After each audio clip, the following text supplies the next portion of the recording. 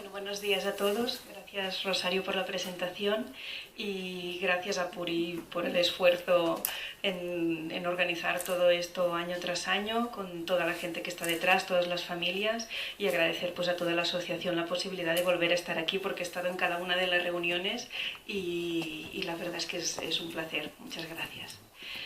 Bueno, como hemos comentado, pues os voy a hacer como una introducción de ideas principales de lo que son los defectos de la tetrahidrobiopterina, que normalmente lo llamamos BH4, que es como la forma así más acortada.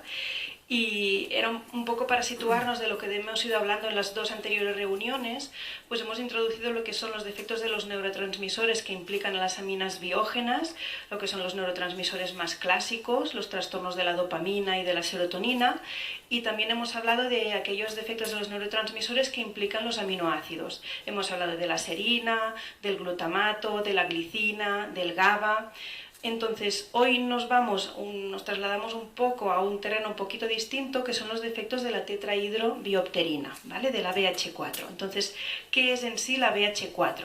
La BH4 es lo que llamamos un cofactor, ¿vale? Y un cofactor lo definimos como que es una molécula que no hace directamente una acción, pero sí que ayuda a la enzima para que esta acción tenga lugar. Es decir, aquí vemos en este dibujo, pues en verde y en azul lo que son los substratos, la enzima en naranja, que sería quien hace la reacción química, y el cofactor es la bolita roja que ayuda a la enzima para que haga correctamente su acción. O sea, es alguien que no hace directamente la acción, pero ayuda a que todo esto se produzca, ¿vale? Entonces, si hacemos, por ejemplo, una comparación con un violín, ¿no? Pues el resultado final sería la música. Quien hace primariamente la acción, en este caso, pues sería la violinista. El sustrato imprescindible es el violín, sin el violín no hay música, pero necesitamos un ayudante para que todo esto acabe teniendo lugar, que es el arco, ¿no? La violinista, por ejemplo, podría tocar las cuerdas del violín y no acabaría de sonar bien la música, ¿no? Pero necesitamos el arco para que la música se produzca correctamente. Pues este sería un poco más o menos el papel de un cofactor.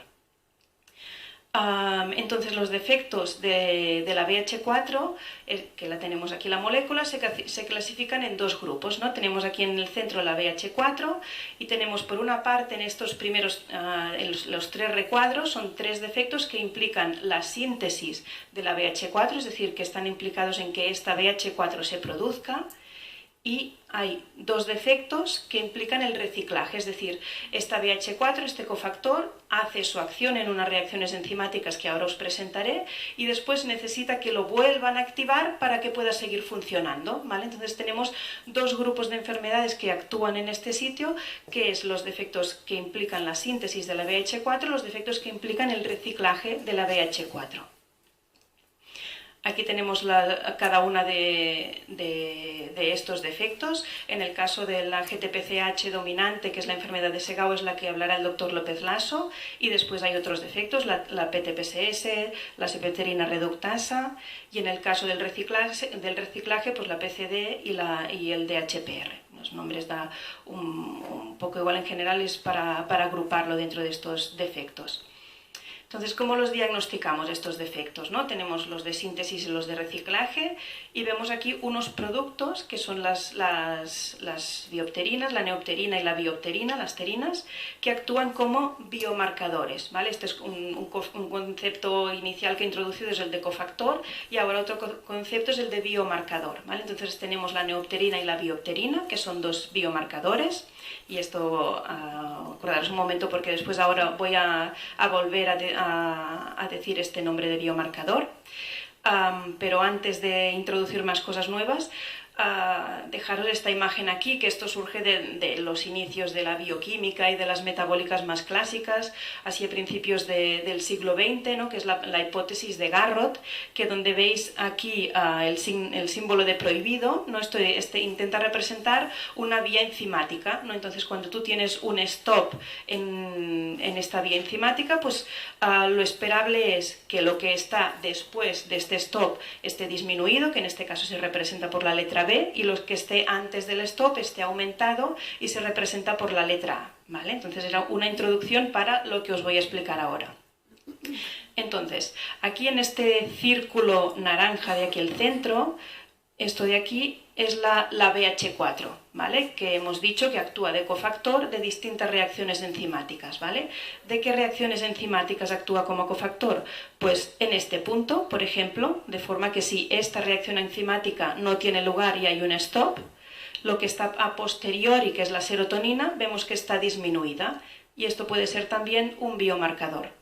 Otro punto en el que actúa la BH4 sería en este punto de aquí, y si vemos un stop en este punto, vemos un aumento de fenilalanina, que esto también puede actuar como un biomarcador. Y en este sentido es un aspecto importante porque son defectos, algunos de ellos, no todos, pero algunos de ellos pueden ir con una fenilalanina elevada, y esto desde hace años es un biomarcador que se criba en el cribaje neonatal, porque se cribaba la fenilcetonuria, que su marcador es la fenilalanina elevada. Entonces hay algunos de estos defectos que también van con una fenilalanina elevada. Entonces, en algunos de ellos, ya desde forma bien precoz, se puede sospechar alguno de estos defectos.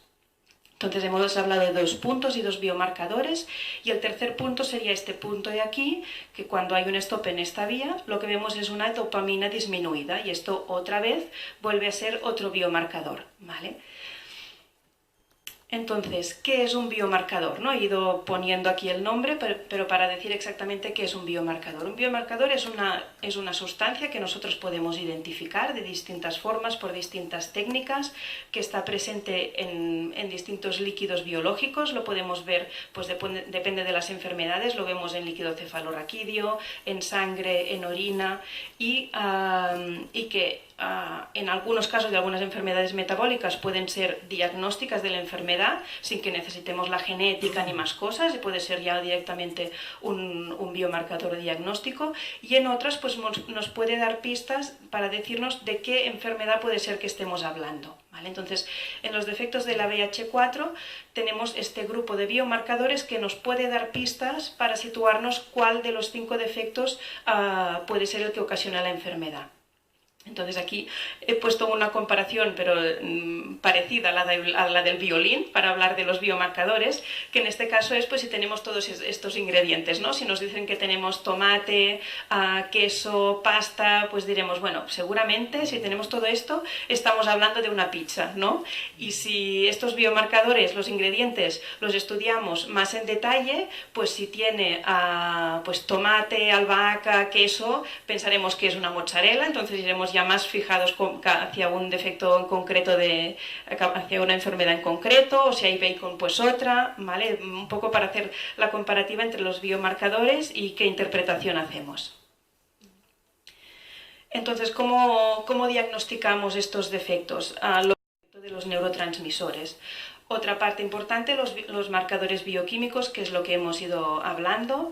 Un punto muy importante también en estos casos es el diagnóstico precoz neonatal, lo que os comentaba del aumento de fenilalanina, y pues ya como cada vez va habiendo más investigación y se está haciendo más efectivo a la hora de identificar nuevos biomarcadores, pues probablemente vamos a tener marcadores para diagnóstico precoz de muchas otras enfermedades. En el caso de los defectos de los neurotransmisores no es lo más frecuente, pero sí que, por ejemplo, en la reunión que fuimos ahora en septiembre, ya empieza a haber la hipótesis de que probablemente para el aminoácido de carboxilasa haya un biomarcador que pueda ser útil para identificar estos niños de forma precoz.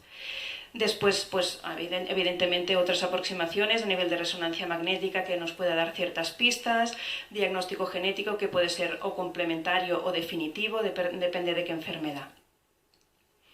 ¿Y cuál es la clínica de estas enfermedades? Pues utilizo una diapositiva que ha utilizado Àngels muchas veces, que agrupa pues, cuál es el espectro fenotípico, lo que tú puedes ver en la consulta en los pacientes que tienen estos defectos, ¿no? Que puede ir desde trastornos motores, síntomas disautonómicos, síntomas oculares, con lo que comentábamos de crisis oculogiras, aunque no es lo más característico de los defectos de la BH4, un retraso psicomotor, trastorno de conducta, y he añadido los síntomas gastrointestinales porque después de la revisión que se ha hecho ahora de las guías de práctica clínica, pues es un grupo de síntomas que hemos visto que de forma frecuente se va como reportando en cada uno de los pacientes y que a veces no siempre lo tenemos en cuenta, como es un aumento de salivación, dificultades para la deglución, etc. Entonces, el motivo de la charla era para explicaros el punto en el que nos encontramos para las guías de práctica clínica de los defectos de la VH4, ¿no? Las guías de práctica clínica lo que pretenden es unificar la actitud terapéutica ante ciertas enfermedades minoritarias, ¿no? Que si bien tienes una enfermedad que es muy frecuente en la población, pues ya tienes mucha experiencia de cómo suele ir aquello, cómo suelen tolerar los pacientes el tratamiento.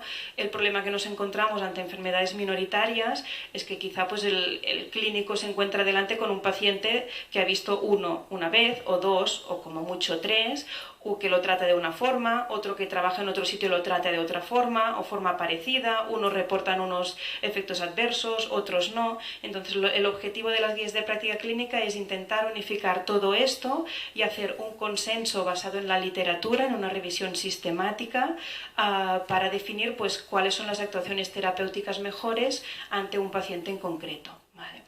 Entonces, ya en 2017 ya os presentamos que se había publicado las primeras guías de práctica clínica de un grupo de neurotransmisores, que era el aminoácido de carboxilasa, que fue un trabajo también inmenso, y ahora pues bueno, tenemos la suerte de poder decir que en el caso de la VH4 tenemos ya fecha de hoy, este mes, tenemos el primer draft, el primer esbozo de estas guías de práctica clínica que ya están todas redactadas, ¿no? Ahora estamos en fase pues de acabar de ajustar 4 cosas y para ya enviarlo a la revista científica. Entonces ha sido un trabajo del grupo INTD en el que hemos participado muchísimos, que surgió de la reunión de Barcelona de febrero de 2017, o sea, dentro de poco hará 3 años, porque la verdad es que la revisión de la bibliografía es muchísimo tiempo, se tiene que estandarizar exactamente qué miras, a qué cosas le das valor, a qué cosas no. Eran 5 grupos de enfermedades diferentes y esto multiplicaba mucho más la cantidad de bibliografía existente. Entonces, con todo esto, pues ya deciros que ya están, ya las tenemos y bueno, con un objetivo bonito de trabajo así en grupo del INTD, pues es poder ir estandarizando esto, avanzándolo pues a otros grupos de enfermedades de neurotransmisores. Este es el aspecto que tiene con todos los coautores que han participado.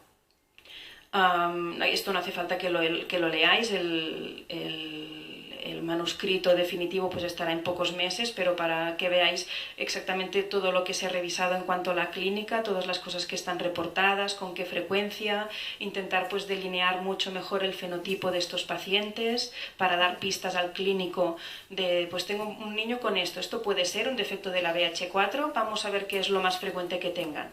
Pues en más frecuencia es un retraso psicomotor, una hipotonía, vale, pues mi paciente esto no lo tiene, mi sospecha baja, o mi paciente sí que lo tiene y además tiene otras cosas, la sospecha aumenta, ¿vale? Se ha elaborado también, a esto le dimos muchísimas vueltas, el tratamiento de elección, hemos dividido en tratamiento de primera línea, de segunda línea, se ha consensuado las dosis, efectos secundarios que pueden existir, las dosis hasta donde se tiene que llegar. Y eso tampoco pretendo que lo leáis, pero se ha también unificado pues, un algoritmo diagnóstico introduciendo pues, todos los factores que podemos tener cuando estamos ante un paciente así, ¿no? Desde plantearnos un diagnóstico neonatal alterado que nos sale, a ver cómo seguimos a partir de aquí, hasta otras claves clínicas que nos puedan guiar un poco hacia algún defecto en concreto. Y era esto lo que os quería presentar. Muchas gracias por vuestra atención.